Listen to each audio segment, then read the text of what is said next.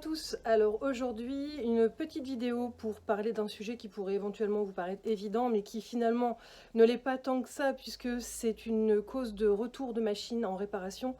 Je vais vous parler aujourd'hui de l'enfil-aiguille. Donc bien souvent sur les machines d'aujourd'hui vous avez des enfils-aiguilles semi-automatiques ou automatiques qui vous permettent d'enfiler votre machine sans avoir besoin de chercher le chat de l'aiguille et parfois avoir des difficultés à faire rentrer votre fil dans le chat.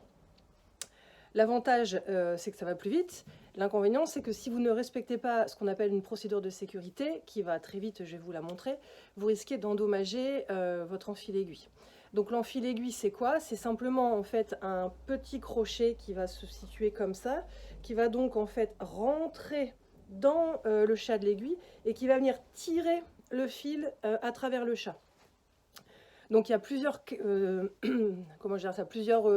raisons qui font que soit ça ne marche pas, soit ça se casse. Et donc je vais essayer de vous expliquer un petit peu comment faire pour utiliser à bon escient cet outil qui est quand même très pratique.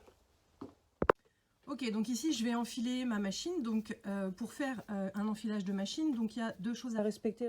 Donc la première chose, c'est donc pour n'importe quelle machine d'enfiler votre machine avec le pied de biche levé, ce qui va avoir pour effet d'ouvrir les disques de tension qui se situent ici. Parce que si vous enfilez votre machine sans avoir levé votre pied de biche, les disques de tension restent donc en position de couture, restent donc serrés. Et lorsque vous allez donc venir ici pour venir passer dans la tension, si les disques de tension ne sont pas ouverts, à ce moment-là, vous avez beaucoup de chance de ne pas rentrer votre fil au fond des disques. Et donc, dès que vous allez vous mettre à coudre, le fil va sortir de la tension et du coup, vous allez avoir un souci au niveau de vos points. Donc, toujours enfiler avec le pied de biche levé. Ensuite, une fois que j'ai fait ma procédure d'avoir levé mon pied de biche, je vais aussi piquer mon aiguille. Donc, je pique mon aiguille et je relève mon aiguille. Ce qui va avoir pour effet, enfin un double effet. Donc la première chose, c'est de venir mettre ici, alors je vais me rapprocher pour que vous le voyez bien. Vous voyez, si mon aiguille n'est pas à la bonne position, mon crochet, mon tendeur de fil, pardon, n'est pas à la bonne position pour l'enfilage. Si je le plante et que je relève mon aiguille, donc si je relève mon aiguille, on voit que le crochet est revenu à sa position. Et là, quand je vais vouloir enfiler, le fil va être pris tout de suite en fait. Donc, on enfile avec le pied de biche levé et on fait systématiquement la procédure de sécurité. Je plante mon aiguille, je relève mon aiguille et je suis sûre que mon aiguille, mon crochet est à la fois à la bonne position et que mon aiguille sera à la bonne position pour ensuite venir utiliser mon enfil aiguille. Sur les browsers, vous avez un autre petit indice, c'est que vous avez ici un cran qui doit venir être aligné au carter. Donc là, je vous montre, quand je plante mon aiguille, ça tourne, et quand je relève mon aiguille, le trait est revenu sur le dessus. Donc, une fois que j'ai donc enfilé ma machine, je vais pouvoir ici baisser mon pied de biche, puisque ça y est, je suis passée dans ma tension. Ne pas oublier de passer derrière le 6, parce que vous êtes encore nombreux et nombreuses à l'oublier ici, le guide fil. Et ensuite, je vais passer dans mon enfil aiguille. Donc ici, vous allez avoir, alors si je mets ma main derrière, on va peut-être mieux voir, une petite encoche en métal ici. Donc je vais rentrer mon fil ici à l'intérieur, enfoncer au fond du 7. Je ne sais pas si vous allez entendre, il y a comme un clic qui se fait. Et après, sur le côté, vous allez avoir un coupe-fil ici, donc je viens couper mon fil. Ensuite, je vais venir appuyer ici et accompagner la remontée. Et si on regarde bien, on a une boucle. Alors, je vais essayer de me mettre comme ça pour que vous puissiez bien la voir. Hop. On a une boucle qui est faite sur le côté. Voilà. Et si j'attrape ma boucle et que je la tire vers l'arrière, le fil est donc passé dans le chat de l'aiguille. Donc je vous le refais. Une fois que je suis passée dans mon guide fil, donc le numéro 6 sur celle-ci, je rentre dans l'encoche en métal, je vais au fond du 7, je coupe avec le coupe-fil sur le côté, j'appuie sur l'enfil aiguille ici qui va descendre et venir rentrer dans l'aiguille, donc d'où l'importance d'avoir l'aiguille à la bonne position.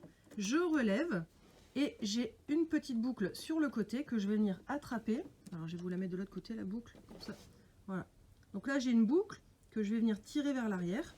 Et ensuite, je peux lever mon pied de biche et venir mettre mon fil dans la fente du pied de biche, puisque vous le savez, on met toujours son fil à l'arrière, en dessous du pied de biche pour pouvoir se mettre à coudre. Voilà. Donc ça, c'est pour les machines à coudre qui ont un enfil aiguille nous on appelle automatique. Alors maintenant sur les pfaff, même principe. Donc je vais venir enfiler ma machine. Donc je vérifie bien que mon pied de biche est bien dans l'air.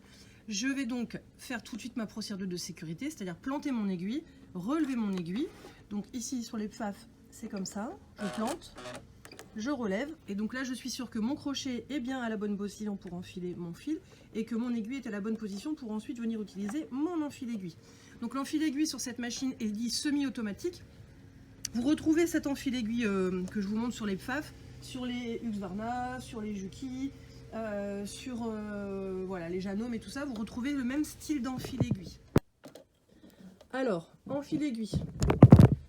Donc je vais mettre comme ça, je pense que ce sera plus simple. Donc je vais mettre mon fil sous le bec de canard ici. Je descends à fond. Je pivote de façon à faire rentrer le petit crochet dans le chat de l'aiguille.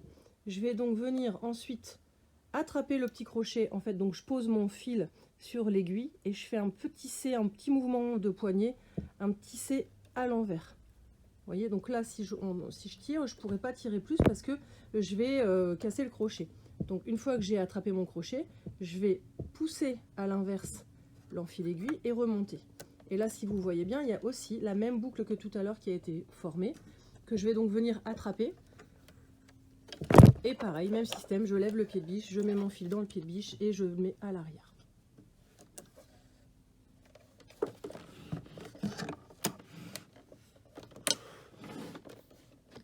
Donc